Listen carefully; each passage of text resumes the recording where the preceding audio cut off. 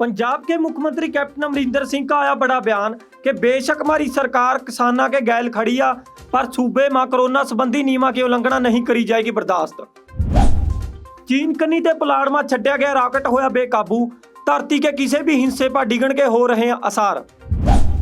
राकेश टिकैत ने किसानों गैल करी मीटिंग, सरकार नूं कहा किसान कोरोना वायरस के टीके लवाउण लई तैयार।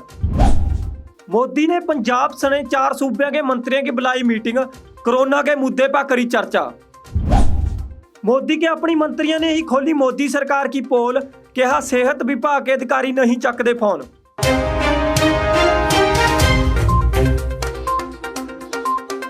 सत श्री अकाल जी, थमे देख रहे हो पुआधी टीवी। मैं धनवंत सिंह घमान लेकर हाजिर अज की पुआधी खबरां। सब तो पहला गल कर ले हाँ जी, सूबे में कोरोना वायरस के बढ़ रहे कहर नूं देखते हुए सूबा सरकार कनी ते लॉकडाउन वर्गियां पाबंदियां लाइयां गईयां, जिसके तहत जरूरी वस्तां ते बिना बाकी सारियां दुकानां नूं बंद करने के आदेश दिए गए हैं। जद इन्हां बातों के समर्थन में भारतीय किसान यूनियन के आगू डकौंदा के और भारतीय किसान यूनियन आगू उगराहां के आगुआं ने जो बात कही कि सारे दुकानदारों को दुकाना खिलाइया जाएंगियां, उन्हों का समर्थन असी देंगे, सरकार की नीतियों का विरोध कराया गया। तो इस संबंध में कैप्टन सरकार का बड़ा बयान आया कि जे कोई सरकार की पाबंदियों को तोड़ेगा तो उन्होंने खिलाफ सख्त कार्रवाई होगी।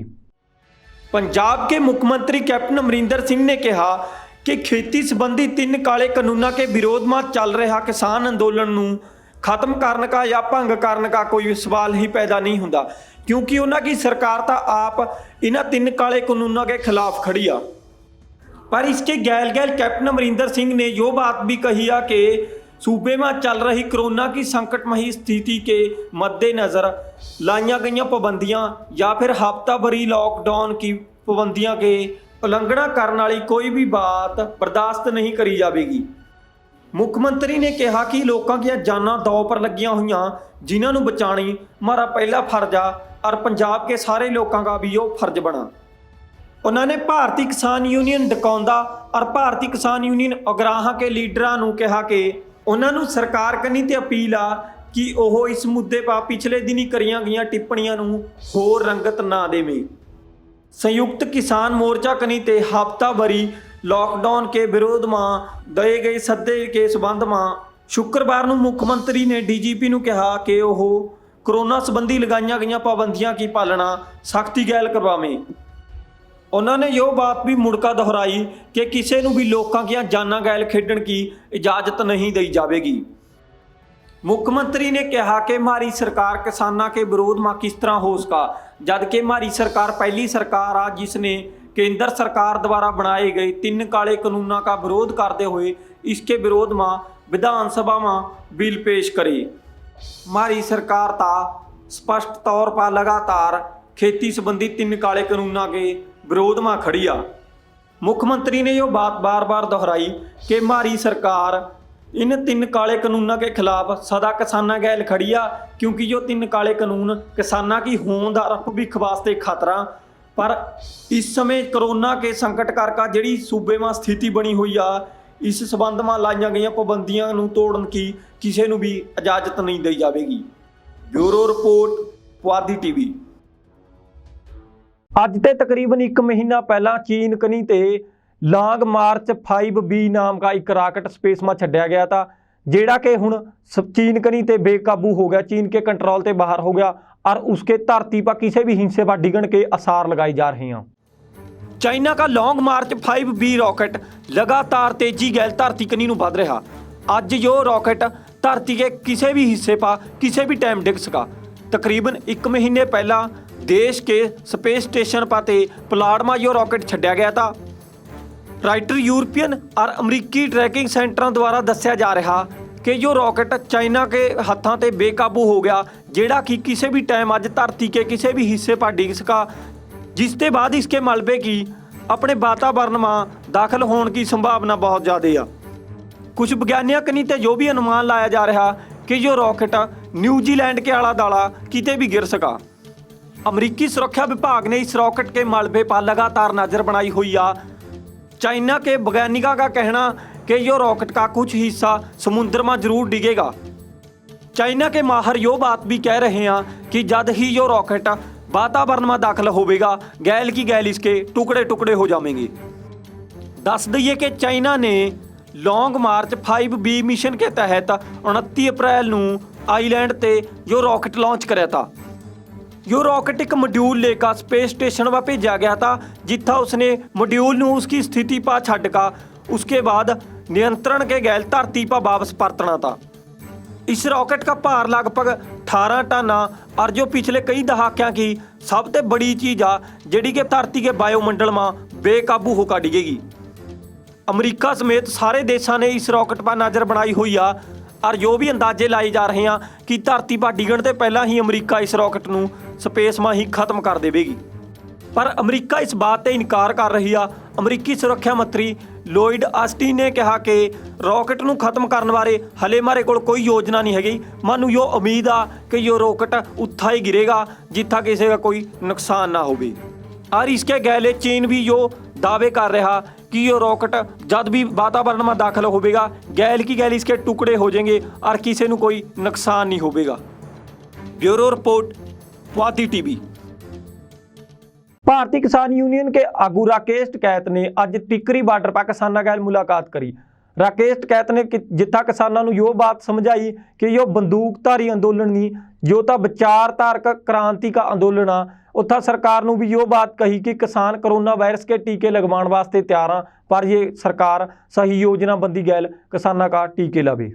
भारतीय किसान यूनियन के आगू राकेश टिकैत ने टिकरी बॉर्डर पर पहुंचकर किसानों गैल गलबात करी। राकेश टिकैत ने किसानों को कहा कि यो बंदूक का अंदोलन नहीं, जो विचारधारक क्रांति का अंदोलन आ और विचारधारक क्रांति ने दुनिया बदल कर रख दी।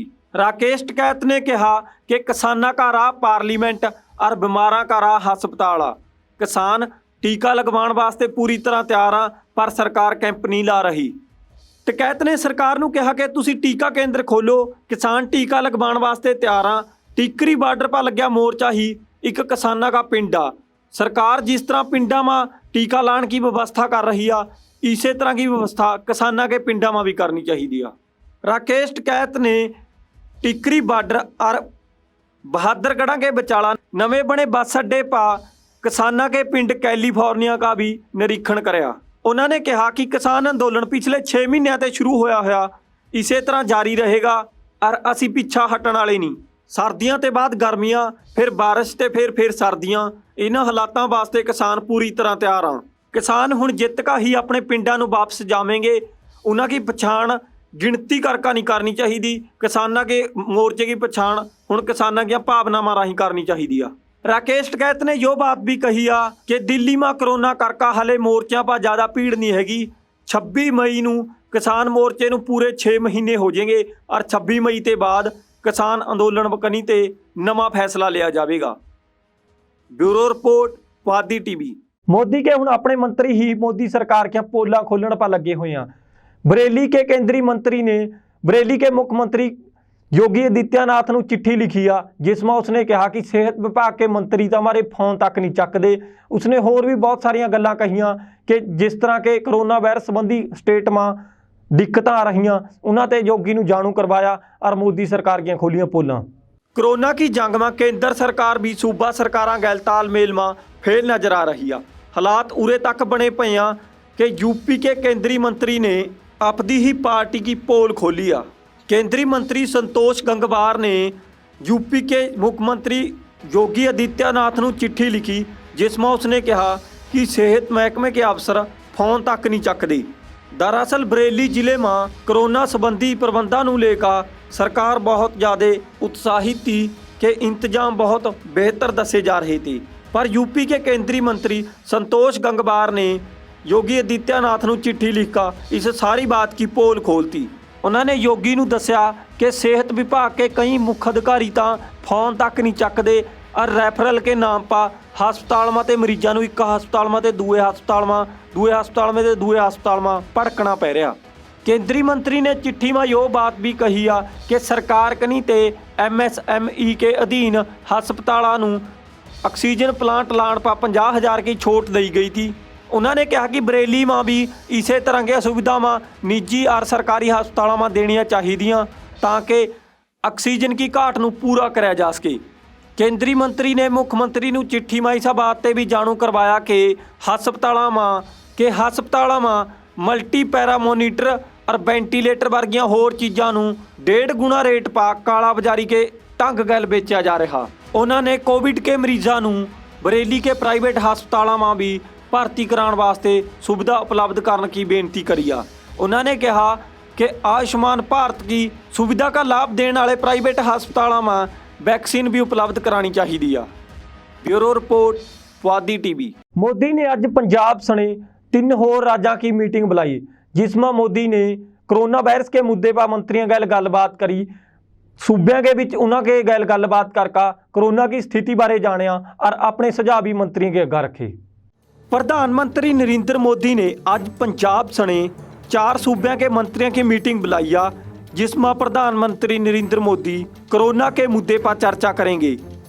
इस मीटिंग में पंजाब के बिना कर्नाटक, बिहार और उत्तराखंड के मंत्री शामिल होंगे।